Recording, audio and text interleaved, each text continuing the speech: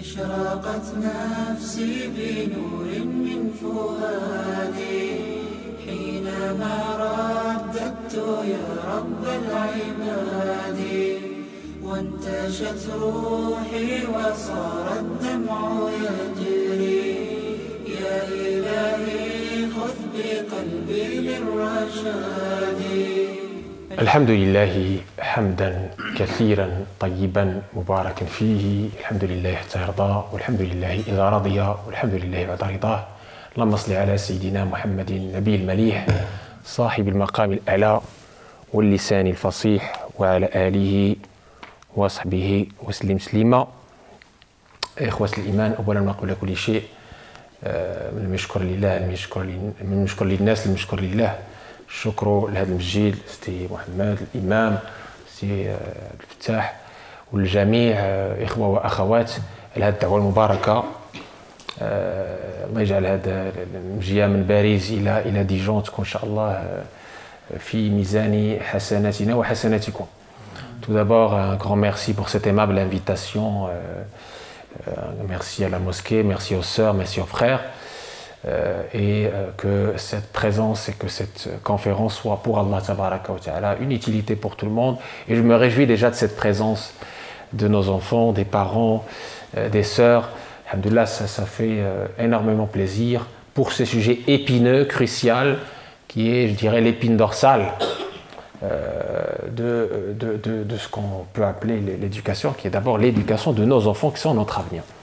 Et donc, sans transition, je vais tout d'abord donner la parole à une personne qui a préfacé le livre, qui est docteur Nadia Sro, qui est avec nous à Dijon, qui a un cabinet, qui est spécialiste de la psychologie de l'enfant. Pourquoi cet élément? Parce que dans l'éducation, il y a évidemment aussi cette dimension qui est très importante, qui est psychologique. Et je lui donne quelques minutes aussi pour qu'elle puisse ouvrir l'appétit à cette dimension psychologique qui est parfois sous-estimée, voire négligée. Et ensuite, on aborde tout l'aspect religieux, l'aspect scripturaire de cette dimension de l'éducation. Donc, تفضلي الأخت نادية، الدكتورة نادية مشكورة. Oui, donc je tenais à remercier notre sœur Nadia pour son aimable intervention. Et Dieu sait, c'est très important, Allah tabaraka wa ta'ala le sait, c'est très important d'entendre l'expertise de personnes spécialistes. Et j'insiste beaucoup dans toutes mes interventions sur le respect des spécialités.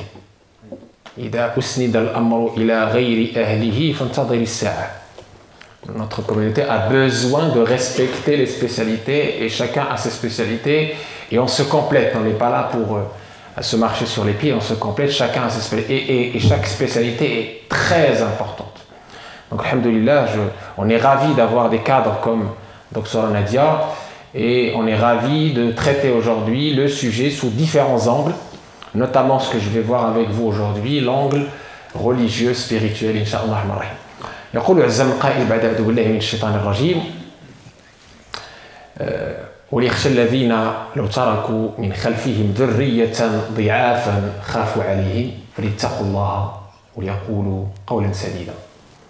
ويقول عز من قائل كذلك وكان أبوهما صالحا فأراد ربك وكان أبوهما صالحا فأراد ربك. الفاء تفيد السرعة. فأراد ربك أن يبلغا أشدهما ويستخرجا كنزهما رحمة من ربك. ويقول عز من قائل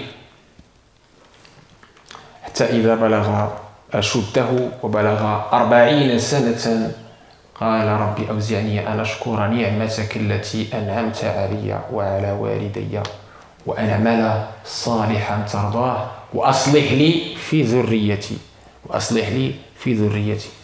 إني تبت إليك وإني من المسلمين. ويقول كذلك ربنا هب لنا من أزواجنا وذرياتنا قرة أعين واجعلنا للمتقين إماما. Ces versets introductifs nous montrent justement que le Coran s'est intéressé de plus près à l'éducation juvénile et qu'il a mis comme condition, comme préambule, comme introduction, d'abord et avant tout, les parents. Dans le premier verset que vous avez entendu, Allah Tabaraka wa Ta'ala nous dit que ceux qui vraiment pensent à leurs enfants et à la piété de leurs enfants, qui craignent pour leurs enfants, pour leur avenir, d'abord qu'ils soient eux-mêmes pieux et vertueux. Le travail commence en nous-mêmes. Et dans le deuxième verset, dans la sourate Al-Kahf, Allah Tabaraka wa Ta'ala nous montre les bienfaits, les fruits de la piété des parents, voire des grands-parents, parce que dans les tafsirs, dans l'exégèse, c'est un des arrière-grands-parents de ces enfants qui était pieux, et cette piété a rejailli sur le sort de ces enfants qui ont pu extraire leur trésor et être, alhamdulillah, dans une situation très favorable. إذن كما فهمنا من هذه الآيات وهذه كانت واحد الأمر كنت عرضته على واحد من الشيوخ ديالي توفاه الله رحمة الله عليه كنت قلت له هكذا يعني أنا في واحد البلاد الغربة وعندي وليدات وكيفاش ندير واش نرجع واش كذا وكنت يعني متوتر وخايف وكذا وكاين يعني المفاتن كثيرة والمشاكل كثيرة وكاين دابا هذا الانترنت وكاين كذا وكاين كذا فجاوبني بهذه الآية وكان أبوهما صالحا فأراد ربك أن يبلغا أشدهما ويستخرجا كنزهما رحمة من ربك إلا صلح أنت يصلح وليداتك وهذا الكلام هذا يعني ماشي كلام عبثي أو لا اعتباطي أو كذا هذا كلام ينم عن عمق في الفهم ديال كتاب الله وديال سنة رسول الله صلى الله عليه وسلم ولهذا أول أمر اللي خصنا نهتموا به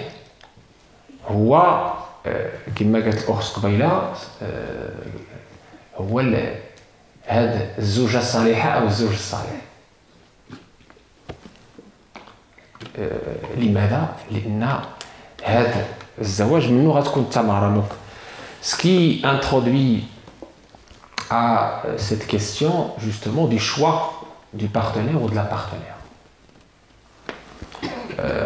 Le prophète sallallahu nous demande de choisir cet époux ou cette épouse, ça va dans les deux sens, sur le critère de la piété, de la vertu, du bon comportement, et non sur la richesse ou l'extrême beauté ou la noblesse ou quoi que ce soit. Parce que l'islam voit loin. La beauté, elle se fane. Avec l'âge, ça y est, hein, c'est fini. La passion se dissipe. D'accord? Mais qu'est-ce qui reste dans une relation? وَمَنْ تَزَوَّجَ امْرَأَةً لِدِينِهَا بَارَكَ اللَّهُ لَهُ فِيهَا وَبَارَكَ لَهَا فِيهَا. Celui qui épouse une femme pour sa religion, Allah tabaraka wa ta'ala la bénit pour lui et le bénit pour elle. Et ça, le critère le plus important.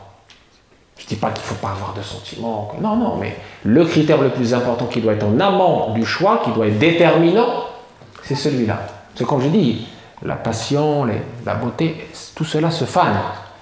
Et si on est face à une personne qui est dans une autre planète au niveau de l'éducation, au niveau des vertus, au niveau des valeurs, on n'est pas sur la même échelle de valeurs avec cette personne, eh bien, on va perdre des générations.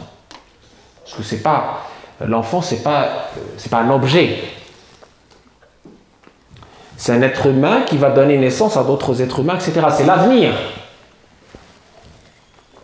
D'où le hadith du prophète sallallahu alayhi wa sallam qui nous parle de cet investissement, non pas au sens financier comme on l'entend, mais au sens spirituel, durable, permanent, définitif.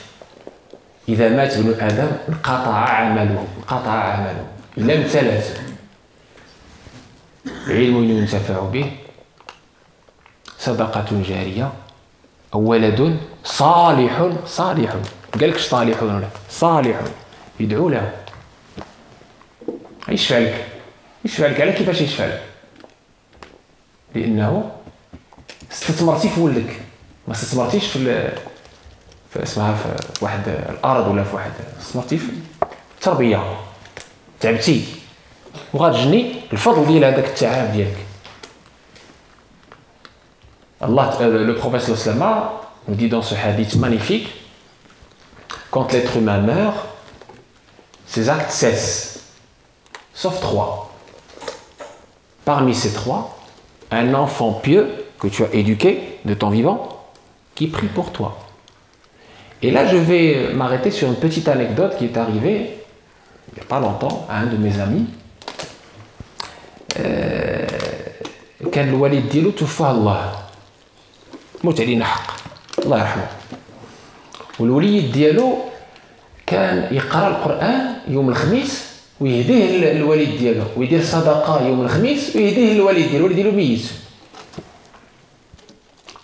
وجا واحد النهار سالني على ثواب الصدقات والهبات وقراءه القران والاذكار للمتوفى حيت كاين بعض الناس كيبقاو يشوشوا على العباد لا حرام لا بدعه كذا كذا ما عارفينش جاهلين وكيدخلوا في هذا المجال هذا وما للاسف الله يهدينا ما قلت له شنو قالوا العلماء قلت له راه هادشي كيوصل للمتوفى عندنا بغير شك وبقى بحال لي ما اقتنعش قطعها ما بقاش كيهدي داكشي اللي كيهدي للوالد ديالو بقاش كيقرا القران للوالد ديالو بقاش كيتصدق على الوالد ديالو خاف ما لوتو له الدماغ ديالو فواحد الخميس بالليل في الليله الزهراء اللي هي ليله الجمعه يجي الوالد ديالو في المنام هكذا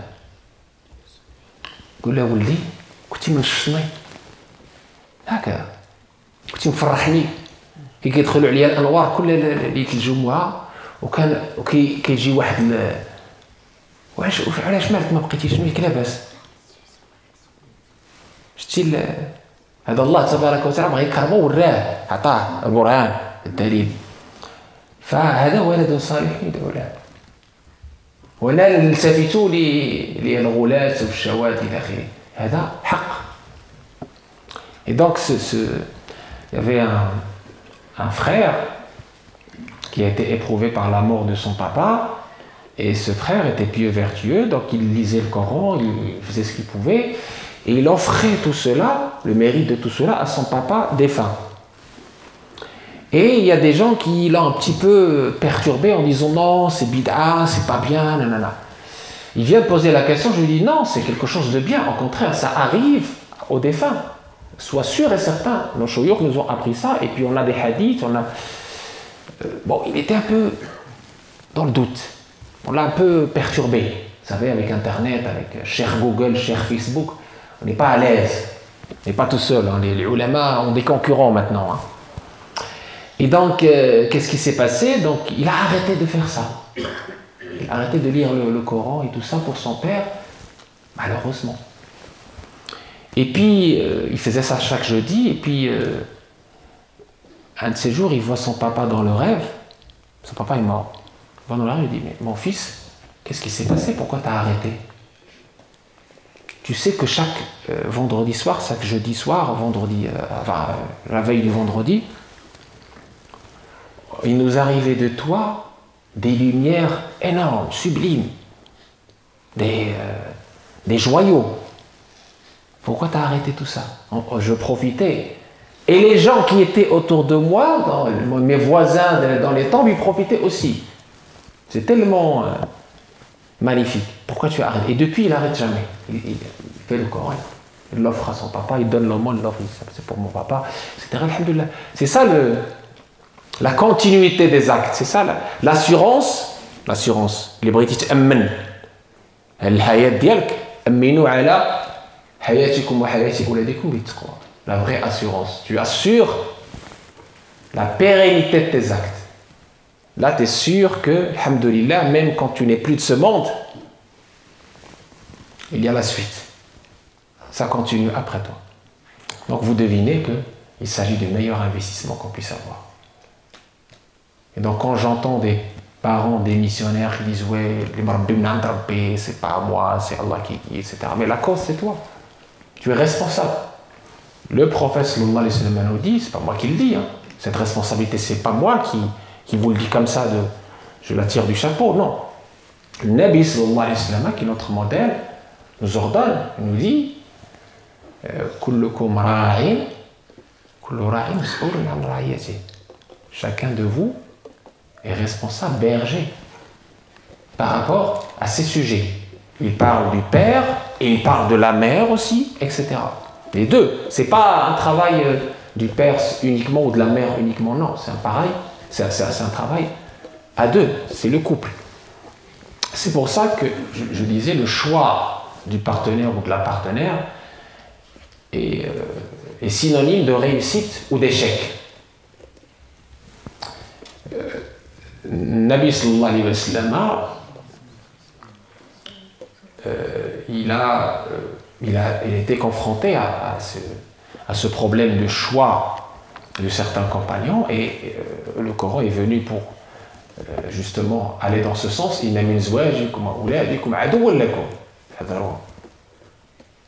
pouvez malheureusement avoir des ennemis dans votre propre famille parce que vous avez fait des choix erronés, des choix passionnels. Donc le croyant et la croyante ne se laissent pas entraîner par sa passion. Il a aussi ces critères, cette échelle de valeur qui pilote sa vie. Parce qu'il a envie d'être conforme à la parole du prophète sallallahu être la fierté du prophète sallallahu le jour du jugement. Parce qu'il a donné naissance à des enfants qui sont pieux vertueux, qui ont eu leur empreinte aussi, qui ont perpétué les valeurs de leurs parents. Et j'ai cité dans le livre, que je vous invite à lire et relire, la question de l'éducation prénatale. Vous allez me dire, mais c'est quoi cette éducation prénatale? L'enfant n'existe pas. On a l'exemple dans le Coran. وإذ قالت امرأة عمران رب إني نذرت لك ما في بطني محررا فتقبل مني إنك أنت السميع العليم فلما وضعتها قالت رب إني وضعتها أنثى والله أعلم بما وضعت وليس الذكر كالأنثى وإني سميتها مريم وإني أعيذها بك وذريتها من الشيطان الرجيم. شنو كان الجواب؟ الفاء. عقلوا على هذه الفاء. ماشي فاء سببيه، فاء ديال العطف السريع، الاجابه السريعه. فتقبلها ربها بقبول حسن. فتقبلها ربها بقبول حسن. الضمير يعود على مريم. وانبتها نباتا حسنا. وانبتها نباتا حسنا. كلشي في القرآن الحمد لله. L'éducation prénatale, là, le Coran nous cite Anna, Hanna, l'épouse de Imran, la mère de Marie, Mariam, alayhi salam, qui a été citée comme étant la femme parmi les femmes les plus parfaites, selon le prophète sallallahu alayhi wa sallam, qui a eu l'éloge dans le Coran. Il a eu une sourate qui porte son nom. C'est la seule qui a une sourate qui porte son nom et qui est citée nominativement dans le Coran. Il est cité comme la pure. La mère de Jésus, alayhi salam.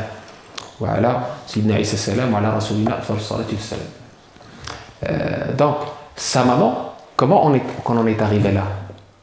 Parce que sa maman, quand elle était enceinte, pendant la période de la grossesse, au lieu de se lamenter ou d'aller faire des tours dans je sais pas quoi, elle a eu la bonne idée, elle a eu la guidance de la part d'Allah, cette lumière qui est dans le cœur, d'invoquer Allah tabaraka wa ta'ala, d'être dans l'invocation d'Allah tabaraka wa ta'ala, de se diriger vers Allah tabaraka wa ta'ala, de s'orienter vers Allah tabaraka wa ta'ala, de faire le dua cité dans ce verset coranique. Allah, je te dédie ce qui est dans mon ventre, muharrar, libéré, détaché de tout ce qui n'est pas toi. Accepte-moi. Elle voulait dédier cet enfant. Elle ne savait pas si c'était une fille ou un garçon. Le dédier pour l'adoration d'Allah subhanahu wa ta'ala. Et vous savez, quand un parent et dans cette motivation, dans cet engagement vis-à-vis d'Allah tabaraka wa ta'ala. Hacha wa killa, Allah ne peut pas ne pas l'exaucer. Impossible. Dame الشيوخ ديالنا في العلم الدكتور سيدي أحمد لسان الحق رحمة الله عليه, il m'a raconté la même histoire sur sa maman. Il est devenu un grand savant de l'islam dans les 4 coins du monde. Il a écrit, c'était le premier qui a écrit le Dastur al-Koweït dans la Fiqh al-Maliki. Il a eu la même histoire. Sa maman, quand elle était enceinte, elle a dit Rabbi taqabbal minni hada dialk. Elle a dit cet enfant, qu'il soit garçon ou fille, il est pour toi. Oh Allah fait qu'il soit pour toi. Smatu lisan al-haq. Ahmed Lisan. Elle dit subhanallah, et c'est exactement ce qui s'est passé. C'est exactement ce qui s'est passé. Asbaha lillahi azza wa jalla fi khidmati hada ad-din. Et c'est Marie, la maman de Marie a été exaucée pleinement, puisque Marie va être dédiée au service de la religion d'Allah tabaraka wa ta'ala. Et elle va avoir les prodiges, etc.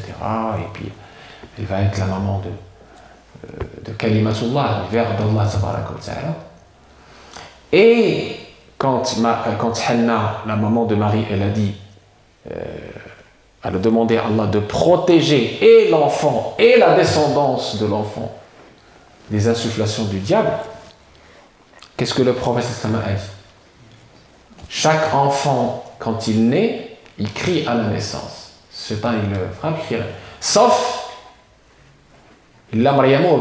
Marie et son enfant. Par le dua, par l'invocation de qui? De la maman de Marie. Hein? Voilà. Ça, c'est un exemple de cette éducation, de cette préparation prénatale. Donc, si la maman passe son temps dans l'invocation d'Allah, dans le Coran, dans les assemblées de dhikr, l'enfant en état de fœtus, il s'imprègne de ces lumières. Vous ne le savez pas, mais c'est une évidence. L'enfant, quand il naît, il est familier à l'invocation d'Allah tabaraka wa ta'ala.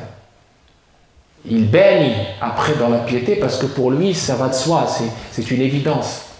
Vous l'avez initié. Vous l'avez initié, vous l'avez éduqué avant même qu'il soit né. Vous l'avez initié par la ilaha illallah. Adam kalima. Donc la femme, quand elle va, la maman, le papa, quand ils vont occuper leur langue par la ilaha illallah, la ilaha illallah, la ilaha illallah, et par le Coran al-Karim, par la prière, par salat et l'akhiré, automatiquement, cet enfant né, qu'il soit garçon ou fille, vous allez l'aider. Vous allez en être pour beaucoup dans sa piété et dans sa vertu. Après, la guidance, elle vient d'Allah. Je ne dis pas que c'est un remède magique. Il n'y a pas de remède magique, c'est Allah qui guide. Mais vous avez fait ce qu'il faut, c'est-à-dire la cause, sabab, et après, le reste, c'est Allah tabaraka wa ta'ala, bien évidemment. Donc ça, c'est très important. Déjà, l'éducation prénatale. Ensuite, évidemment, il y a la naissance, il y a ce qu'on appelle la aqiqa, d'accord, qui est entre guillemets, un rituel très important pour l'accueil du nouveau-né, avec le choix du meilleur prénom. Le prophète nous a conseillé de choisir le meilleur prénom. Hassan, le bon, le beau, tout ce qui est beau. Évidemment, ce sacrifice au 7e jour et tout le reste. Le fait que la première chose qu'il écoute, l'adhan par exemple, l'iqama, la ilaha illallah, ça aussi, c'est une initiation aussi au dhikr, pour qu'il baigne dans le dhikr, pour lui donner les meilleures chances pour être dans l'invocation d'Allah et dans la piété. Et ensuite, le prophète sallallahu alayhi wa sallam nous a donné des âges clés dans l'éducation des enfants. Bien sûr, le détail, on n'a pas le temps de rentrer dans le détail, mais Sidna Muhammad sallallahu alayhi wa sallam nous a cité l'âge de 6-7 ans, l'âge de 10 ans, et puis le reste. L'âge de 7 ans. النبي صلى الله عليه وسلم كيأمر الآباء باش يعلموا الوليدات ديالهم الصلاة على 70. كيأمرنا في العاشر من العمر ديال الابن من الابنة نكونوا يعني ونفرقوا بينهم في المضاجع. Alors cet âge de 7 ans, c'est pas un âge comme ça au hasard qui a été donné par le prophète. Vous allez voir le miracle de la sunna. L'âge de 7 ans, 6-7 ans, aujourd'hui, c'est ce qu'on appelle l'âge scolaire.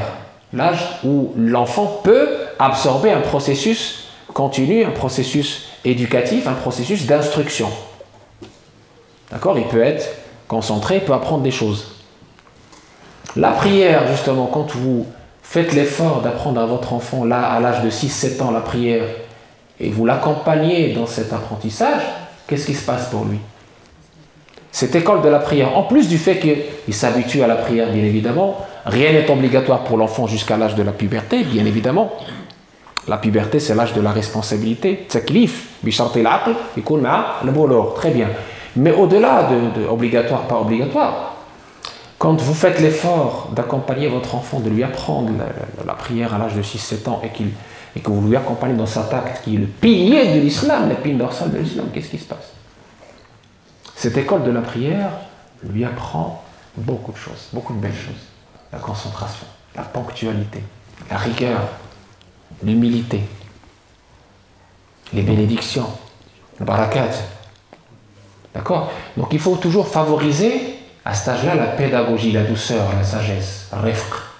Tu lui expliques avec la douceur et la beauté, et partant de l'exemple que cette prière-là est la clé de la réussite, la clé du bonheur, la lumière, la bénédiction que tu vas avoir, l'aide d'Allah, etc. Et là, il est encouragé. Et quand il te voit faire, quand tu l'amènes à la mosquée, comme les compagnons l'ont fait avec leurs enfants.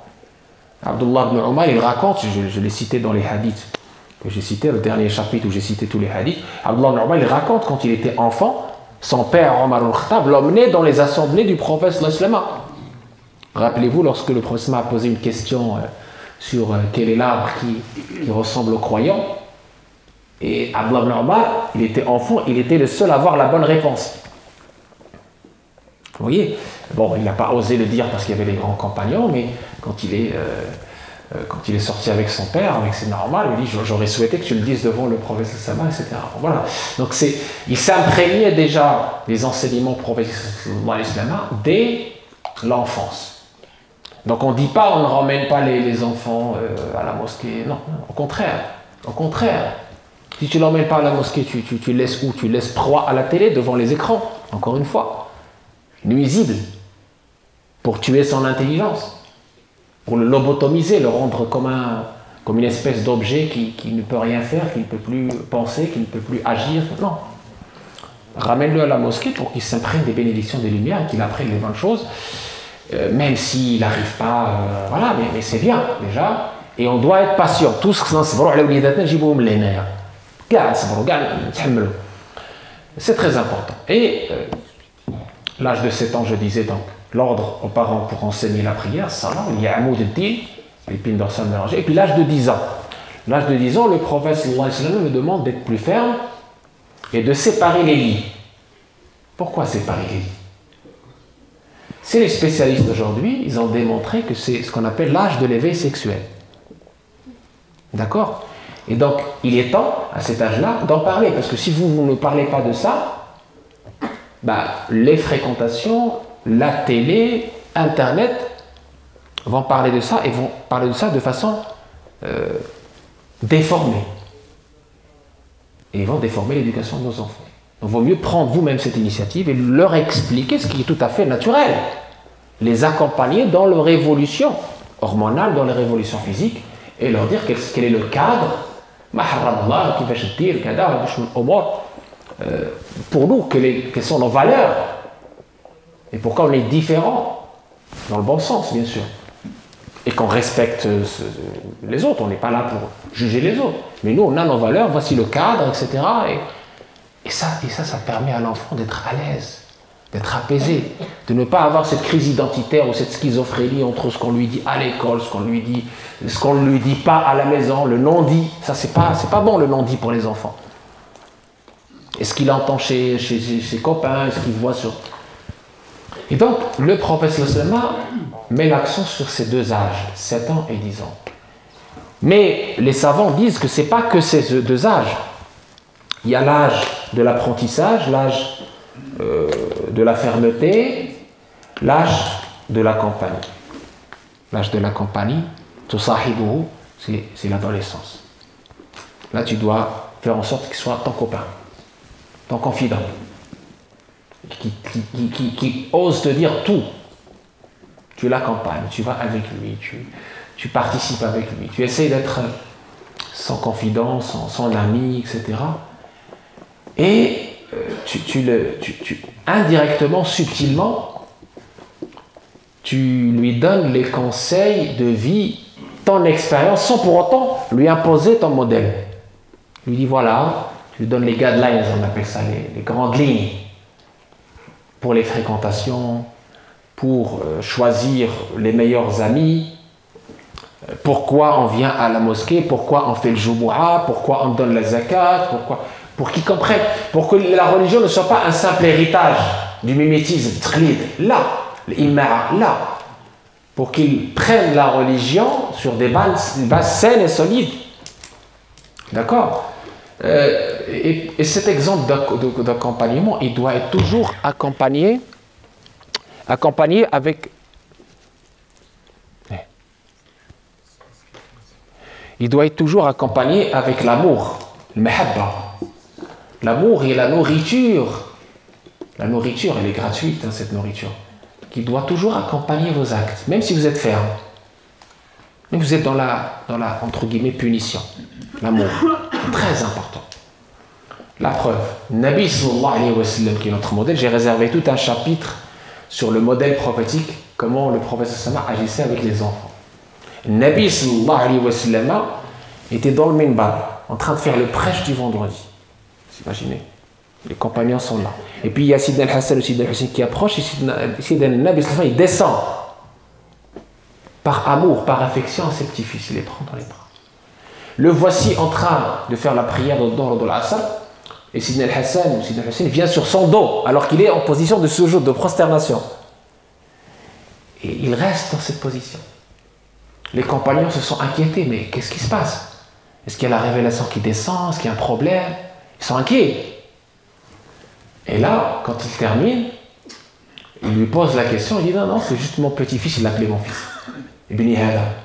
Il était sur mon dos, j'ai pas osé le gêner, le déranger, je le laissais. Vous voyez le rahma, c'est magnifique. Non, c'est pas pire. C'est magnifique. Vous voyez, c'est magnifique. Nabi sallallahu alayhi wa sallam, qui est notre modèle, le voici en train de porter Umayma, la fille de sa fille Zaynab. Il la porte alors qu'il est en train de faire la prière, l'épine dorsale de la religion. Il la prend, et quand il fait le sujoud de la prosternation, il la pose, il fait le sujoud et après il la reprend. Vous voyez? Et il lui arrive, Sidna Muhammad sallallahu alayhi wa sallam, quand il fait la prière, d'entendre un enfant qui pleure et de faire plus vite, par amour, par affection, par miséricorde, à la maman qui doit être là, qui doit avoir cette affection, cet amour pour son enfant. كندخل في الصلاة وأريد أن أطيل فأسمع بكاء الصبي فأتجوز الصلاة لما أعلم من وجد الأم لابنها صلى الله عليه وسلم. Plus que ça, Nabi sallallahu alayhi wa sallam, il cajolait les enfants, il les embrassait. Et il y avait quelqu'un qui s'appelle Khalid Habis qui était un peu dur. Il dit au messager d'Allah, moi j'ai 10 enfants. J'ai jamais embrassé aucun d'eux. Le prophète me dit La yarham, la yarham. Celui qui n'a pas de miséricorde envers les autres, Allah n'aura pas de miséricorde envers lui. Sous-entendu, ce que tu fais, c'est pas bon. C'est pas ça l'islam. L'islam, c'est la miséricorde, c'est l'amour. Donc cet amour-là, il nourrit. Nabi sallallahu alayhi wa sallam, qui est notre modèle, il était dans sa maison au service des siens. Vous voyez la grandeur du messager sallallahu alayhi wa sallam, ses charges, ses occupations, ses responsabilités, tout ça. Dans ce que rapporte Qadi Iyad dans son Shifa, il nous dit, je l'ai cité aussi, le volet intime du prophète sallallahu alayhi wa sallam, raconté par ses proches, par Aïcha notamment, son épouse. et par Ali ibn Abi Talib et d'autres, et Anas ibn Malik qui était son serviteur, qui a servi le prophète pendant 10 ans. 10 ans. Il avait l'âge de 10 ans, sa maman lui dit voilà, mon fils que voici va être à ton service au messager d'Allah. Il avait 10 ans. Et Anas ibn Malik va devenir l'un des plus grands muhaddithins. Et quand le prophète va mourir, il aura 20 ans. Il a servi le prophète pendant... Il a dit, j'ai servi le prophète pendant 10 ans. Jamais il m'a dit pour quelque chose que je n'ai pas fait, pourquoi tu ne l'as pas fait. Jamais il m'a dit pour quelque chose que j'ai fait, pourquoi tu as fait. Jamais il m'a dit ouf. Une fois même, il y avait des invités, le prophète a demandé à Anas d'amener à boire, à manger aux invités. Anas, il va jouer avec les enfants, il oublie. Et quand il voit le prophète, il le regarde avec le sourire. Anas, il se rappelle et il est un peu confus. Le prophète s'est déjà servi. Vous voyez comment... Il n'y avait pas de violence chez le prophète. C'était la douceur. Il n'y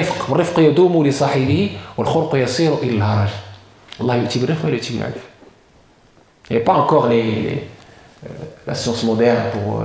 Le prophète était lui-même, il répondait à la révélation. Donc, Al-Qadi Iyad ici dans ce Shifa, il dit, il était au service des siens, il triait et recommandait ses vêtements. Il triait et recommandait ses vêtements, lui-même. Triait sa chèvre. Triait sa chèvre. Arranger ses souliers. Se charger de ses affaires personnelles. Aider à nettoyer la maison. Faisait le ménage. Attacher le chameau et lui donner du fourrage. Manger avec les serviteurs. Préparer la pâte avec eux et faisait les courses. Et il jouait avec Aïcha, son épouse, à la course. Une fois, c'est lui qui a gagné, l'autre fois, c'est elle qui a gagné. Vous voyez le message d'Allah? On ne dit pas tout. Hein. Il y a des gens qui ont une image un peu austère, un peu bizarre sur Sidna Muhammad, alors que voilà Sidna Muhammad, voilà la douceur, la beauté, le jamal Sidna Muhammad, كيفاش كان يتعامل مع الأهل ديالو كيفاش كان. Dernier élément dans le volet de l'éducation du prophète sallallahu, en plus de ce volet affectif, de ce volet intime, personnel, où il se donnait de lui-même du temps pour les enfants, du temps. Pour ta famille, tu dois aussi donner des droits. Tu dois répartir ton temps entre chaque chose a son droit. Un temps pour la famille, un temps pour le travail, un temps pour tout, pour ton Seigneur, etc. Le prophète était dans cet équilibre malgré ses charges, malgré ses tâches, malgré ses responsabilités, malgré son niveau, son maqam. Et il trouvait du temps à se mettre au niveau des enfants et écouter ce qu'ils ont à dire, les cajoler, les embrasser, les instruire avec la douceur, avec la beauté, avec la sagesse, etc. Par exemple, Zayd ibn Thabit, radiyallahu anhu wa ardah. À ne pas confondre avec Zayd ibn Haritha. Zayd ibn Thabit. Scribe du prophète, Katib Wahi Rasulillahi sallallahu alayhi wa sallam. Qui écrit le Wahi. La révélation, quand il est descendu, il y avait des scribes. Zayd ibn Thabit, il était un des scribes. Il écrit le Wahi. C'est lui qui va présider les 2 commissions de la compilation du Coran.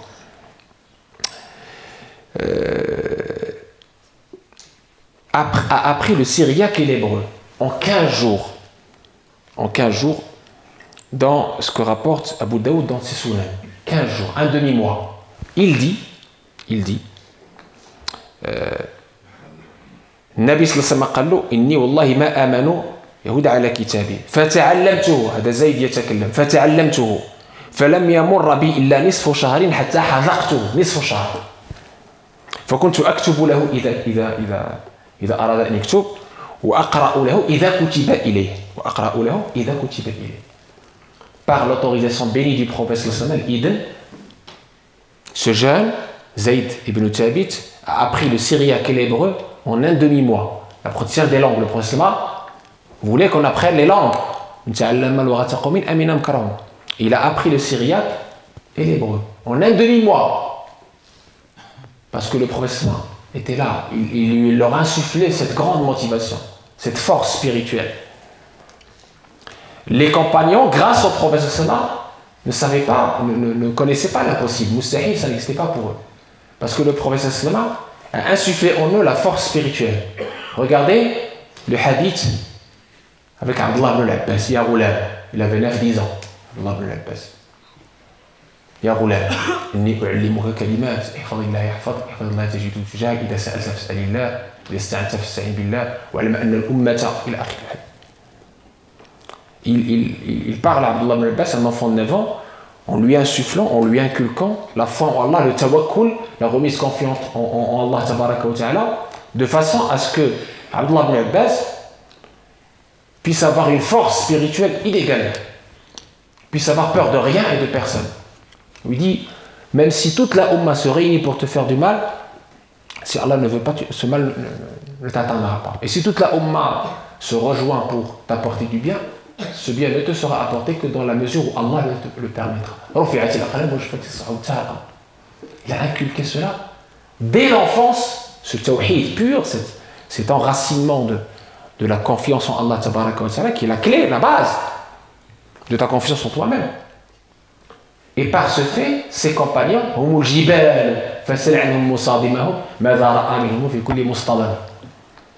sont devenus des montagnes infranchissables.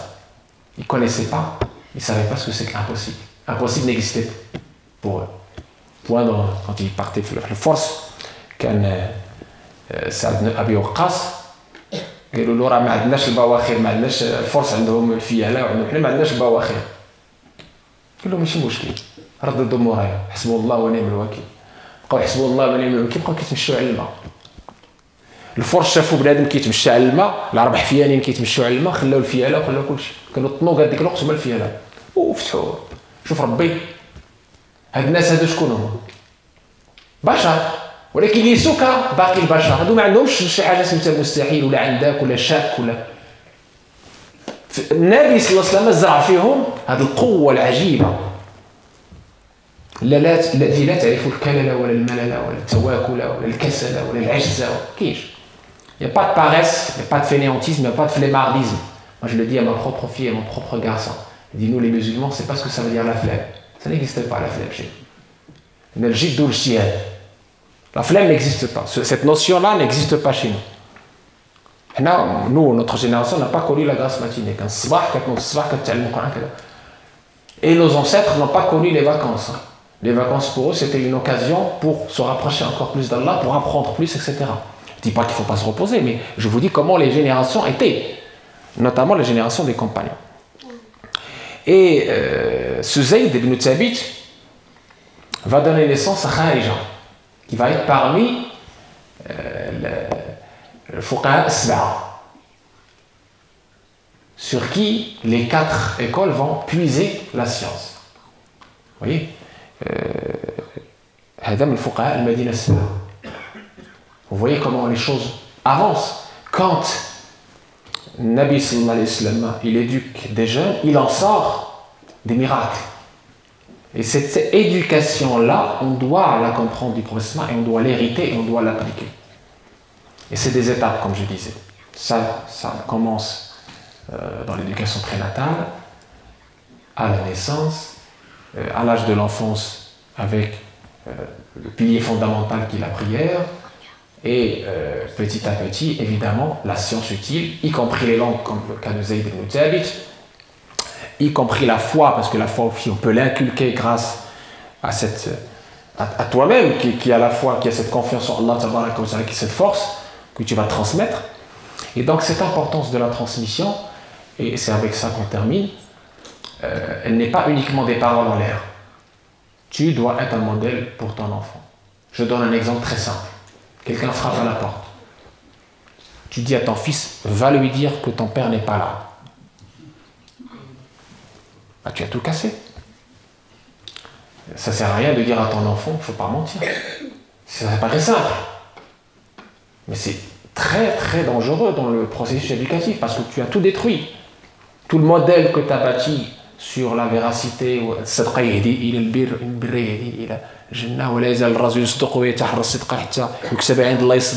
tu viens de le détruire.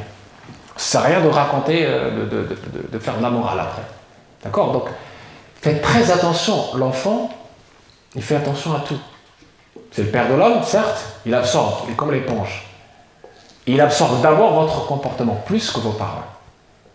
الإنسان يعرف هذه القضية هذه.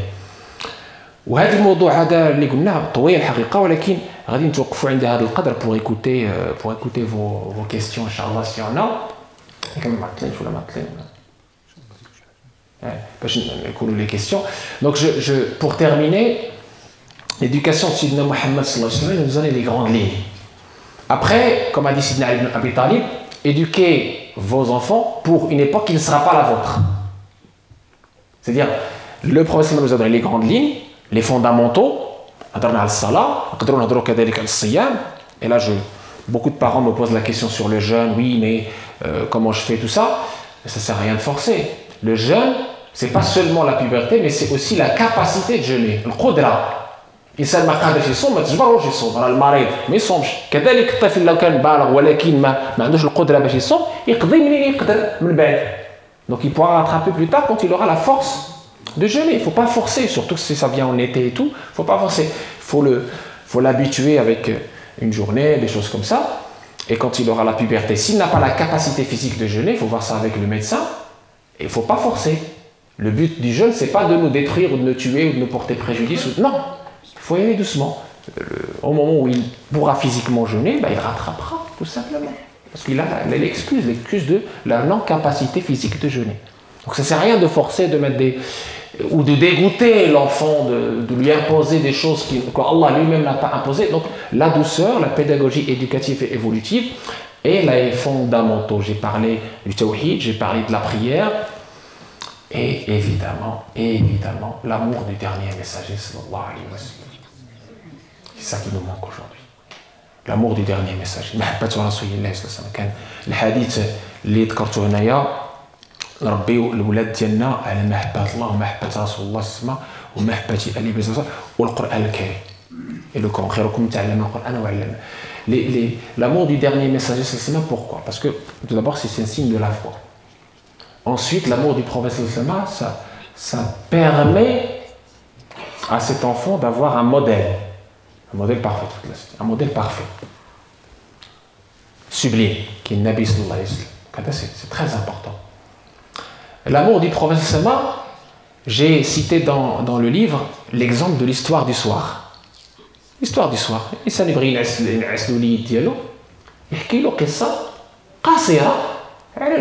y a aujourd'hui des livres qui sont traduits, qui sont même imagés pour nos enfants. Il lui raconte une petite histoire sur le prophète sallallahu ou sur un compagnon, des choses comme ça.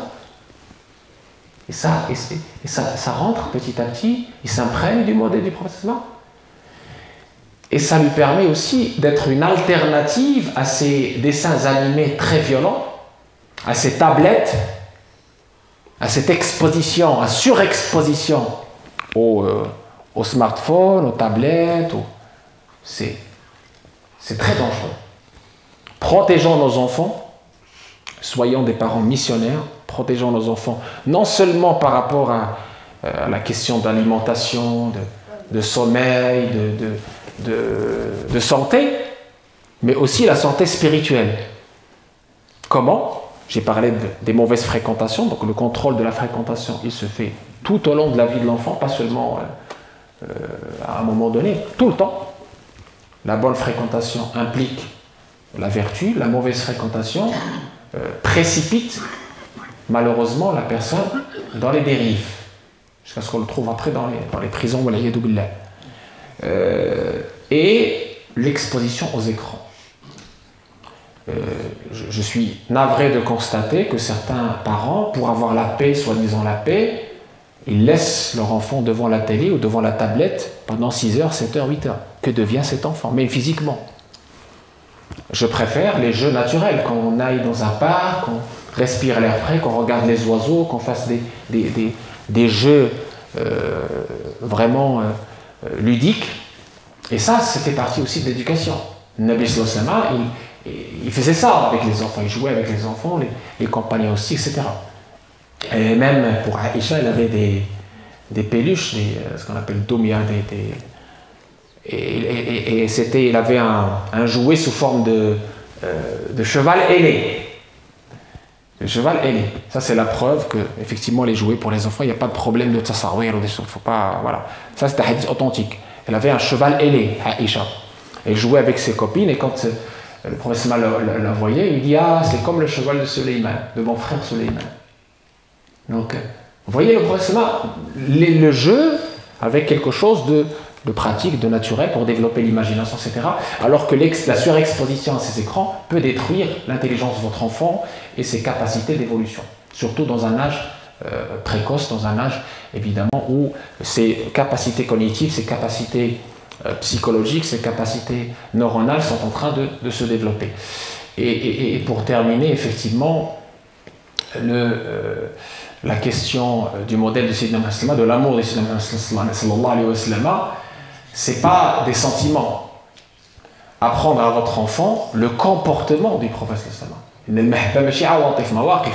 Lui apprendre quels étaient le comportement du prophète sallallahu alayhi wa sallam avec son voisin, avec même ses pires ennemis, pour qu'il puisse s'en inspirer, respecter par la pluralité. Ça aussi, ça fait partie du comportement de Sayyidina Muhammad sallallahu alayhi wa sallam. Donc si vous avez des questions, elles sont les bienvenues. Je sais que c'est un sujet qui est épineux, difficile, et on ne peut pas le limiter à cette... J'ai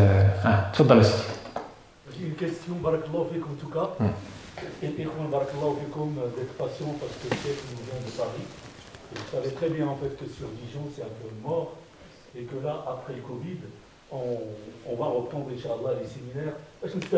Ma question, est-il normal qu'un homme rejette toujours la faute sur la femme quand l'éducation des enfants ne tourne pas rond? المسؤول الأول هو الوالد.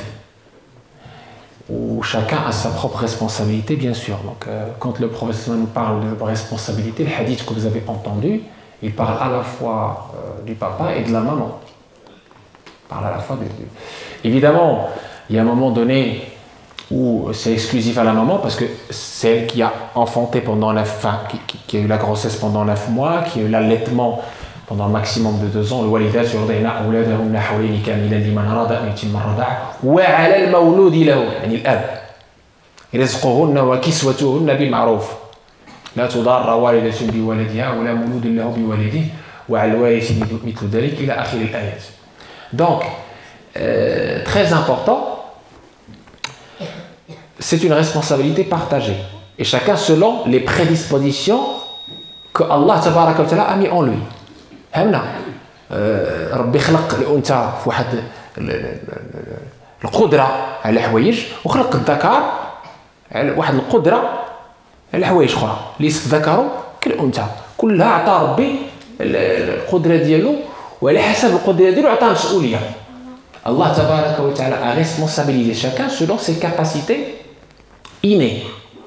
On parle d'inné, on parle d'acquis, même pour l'enfant on parle d'inné ou ou l'ksbi. La maman, elle a sa responsabilité, le papa, il a sa responsabilité. On ne peut pas rejeter la faute sur le papa ou la maman. C'est la collaboration intelligente des deux qui fait que le projet, que cet investissement durable réussisse.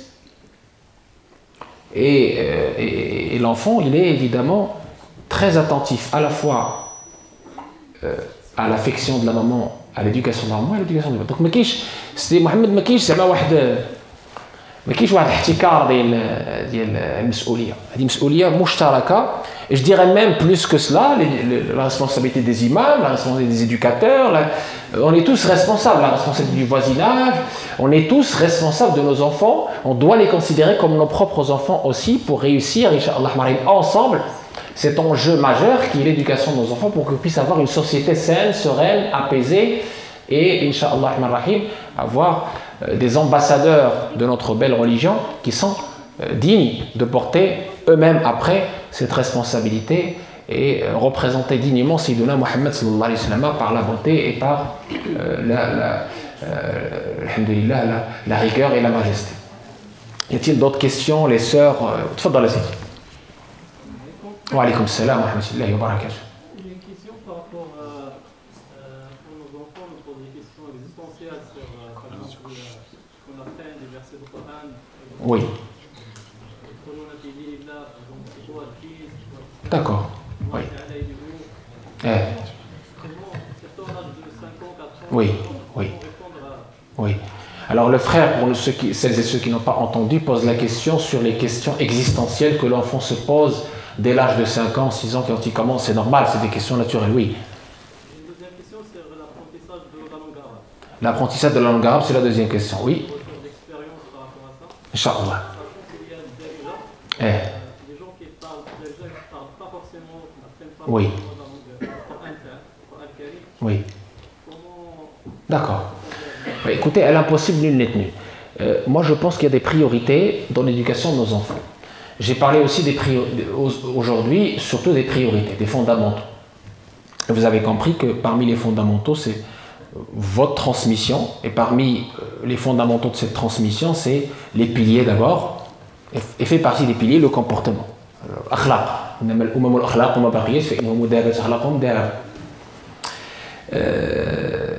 Le frère pose la question tout d'abord sur la question de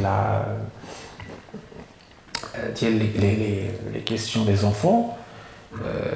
Je prends l'exemple de ma propre mère, elle n'était pas savante. Pourtant, quand j'avais 5-6 ans, je lui posais la question sur comment elle est. Et avec la douceur, avec le sourire, elle se mettait à ma place, à mon niveau, et elle me donnait des petites réponses qui, parfois, je sentais qu'elle était, qu'elle n'était pas à l'aise, que c'était difficile, mais elle essayait de faire de son mieux pédagogiquement. Elle me dit, oui, mon fils, tu sais, Allah, il est beau, il nous aime, Allah, tabaraka wa ta'ala, il nous a créés pour l'adorer. On n'est pas obligé d'être un savant pour répondre à ces questions existentielles. Il faut juste être sincère et essayer de se mettre à la place de cet enfant et lui donner les clés pour comprendre. Parce qu'il est innocent, c'est une page blanche. Donc si vous le rejetez, vous lui dites des méchancetés, oui, tu n'as pas posé... C'est pas une bonne démarche. La bonne démarche, c'est de lui faire une réponse très pédagogique qui convient à son âge. Qui convient à son âge. Lui dire Allah tabaraka wa ta'ala, il est beau, on ne peut pas le cerner, mais il est beau, il est présent avec nous par sa miséricorde, par sa science, par Rabbana wasi'ta kulli shay'in rahmatan wa ilma. Et tu vois les signes d'Allah tabaraka wa ta'ala autour de toi, cette merveilleuse créature, ce vent qui souffle, cette bienveillance pour nous, cette bénédiction qu'on a. Et là, l'enfant, il est capable de comprendre, même s'il a 5 ans. Et dans son imaginaire, dans sa mémoire, dans son subconscient, il va s'imprimer quelque chose de positif sur Allah tabaraka wa ta'ala. C'est pour ça que j'insiste sur la question de la positivité dans votre explication. Il ne faut pas privilégier la peur sur... Barakallahu fik. Merci beaucoup ma soeur. Il ne faut pas privilégier la peur sur l'espoir et l'amour. Il faut toujours un équilibre entre la crainte et l'espoir. L'amour et le châtiment. Toujours un équilibre entre les deux. Pour ces questions existentielles, vous n'êtes pas obligé d'être savant, il suffit d'avoir un petit peu de pédagogie, un petit peu d'amour, beaucoup d'amour surtout, et c'est tout. Pour ce qui est de l'apprentissage des langues, évidemment la langue arabe, pourquoi la langue arabe? Parce que c'est la langue du Coran, ça permet à votre enfant plus tard d'accéder alors al-Karim, aux sciences, etc. C'est très important. C'est une langue qui ne ressemble pas aux langues latines. C'est ça toute la difficulté en fait. Donc il faut faire l'effort pour trouver les bonnes associations. Je pense que vous en avez ici, alhamdoulilah. Il suffit de faire l'effort. Vous n'allez pas me dire que vous n'avez pas le temps de le ramener. Non, ça fait partie de... Il ne faut pas être des parents démissionnaires. Il trouve le temps pour aller au centre commercial ou là je ne sais pas où. Ça c'est plus important que le centre commercial. D'accord? Parce que ça c'est le hisab. C'est la responsabilité, c'est le jugement. C'est très important. Donc, هذا أمر أول. الدارجة ولا كما كانت الدارجة راه كاين معنا إخوان أتراك, il y a des gens qui sont turcs, des musulmans qui sont pakistanais, indiens, tout ça. C'est pas à Amazir. Le problème c'est pas ça. Vous pouvez évidemment, plus on a dans son compte des langues, mieux c'est dans le développement de l'enfant. Au contraire, continuez dans cette question de langue, c'est très bien. Il ne faut pas s'arrêter à la langue arabe. Il ne faut pas s'arrêter à la langue arabe, c'est très bien. Mais comme vous venez de l'entendre sur Zayd, il a appris l'hébreu, il a appris le syriaque. Vous voyez? Et d'autres compagnons ont appris autre chose.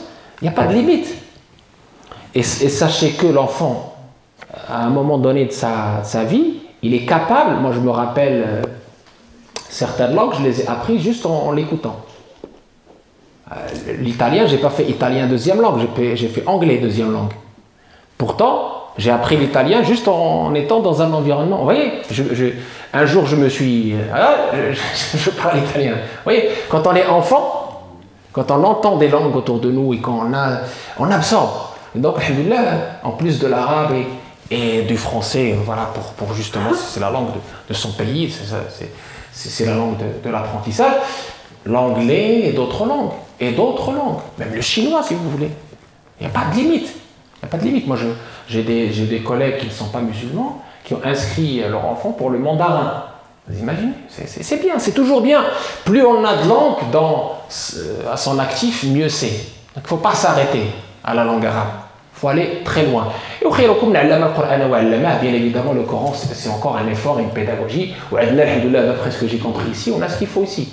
Donc vous n'êtes pas, alhamdoulilah, lésé par rapport à ça. On a des questions. Allah jazihum bikhir.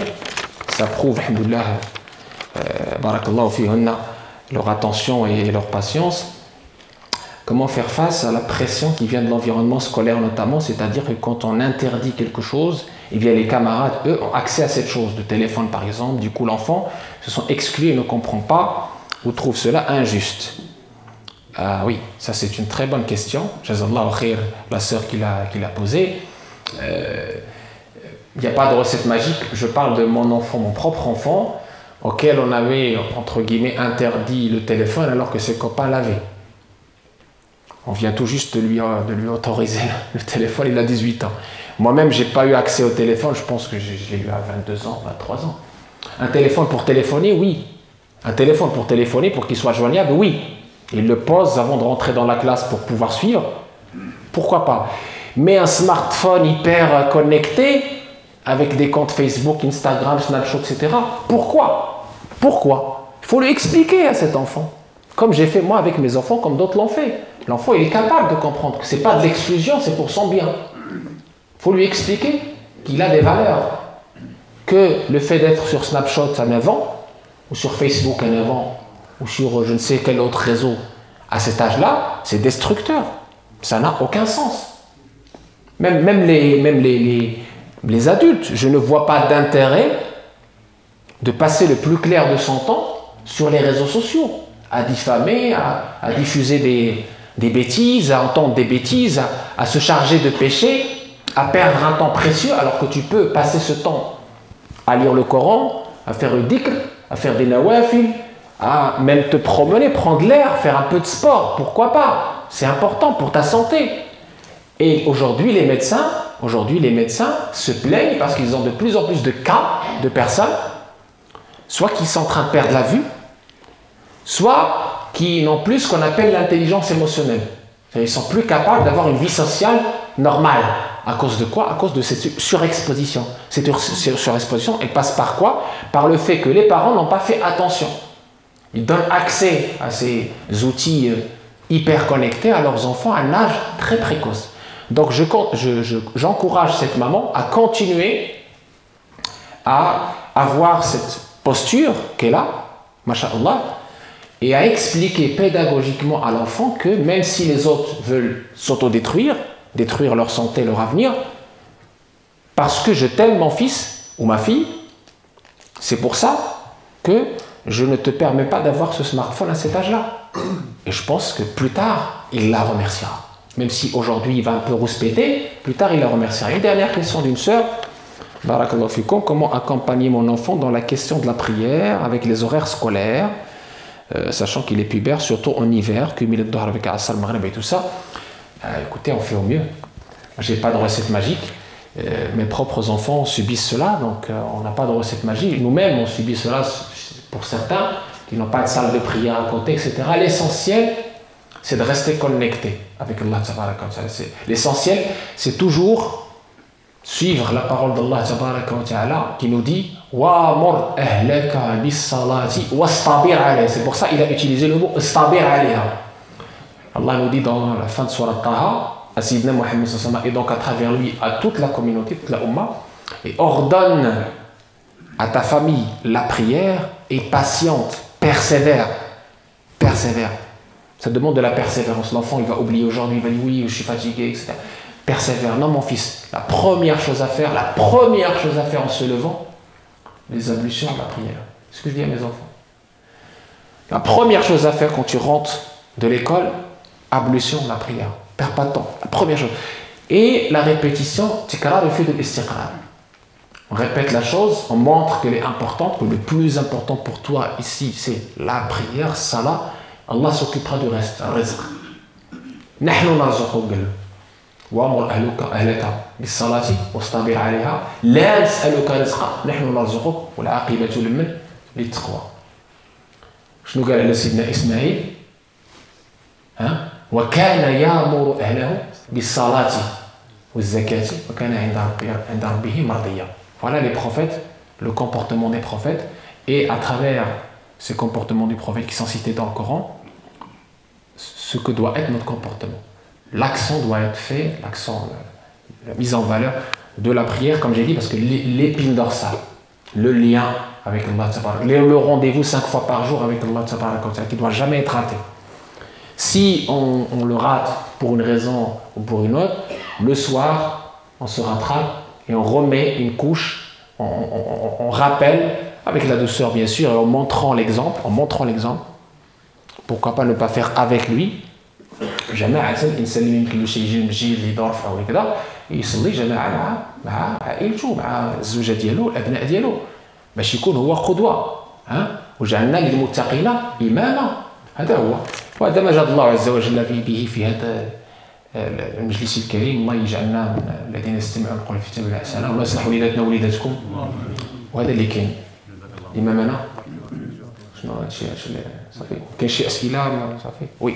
Une dernière question, c'est quoi vos conseils par rapport à des sujets qui ont été tabous, qui restent tabous par rapport à la sexualité? Oui. Et comment vous conseillez de l'aborder, à quel âge il faut l'aborder? À l'âge de 10 ans, c'est ce que je disais tout à l'heure, le prophète sallallahu nous a dit à cet âge de séparer les lits, c'est pas pour rien, c'est parce que c'est l'âge de l'éveil sexuel. Et pour l'islam, la sexualité n'est pas tabou. Ça, il faut le savoir. Ce qui l'a rendu tabou, ce sont les chaînes, les problématiques de sites un peu bizarres. Mais chez nous, les musulmans, il n'y a pas de sujet tabou. Chez nous, les musulmans, au contraire, la sexualité, le prophète parlait de la sexualité dans la mosquée.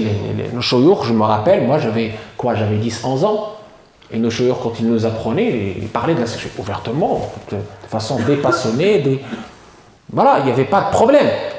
Parce que c'est naturel, c'est la vie, c'est comme ça.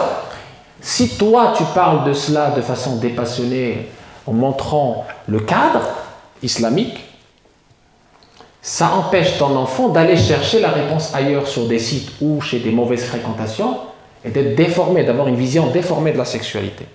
Parce que la sexualité n'est pas tabou. C'est normal, ça fait partie de la vie. D'accord?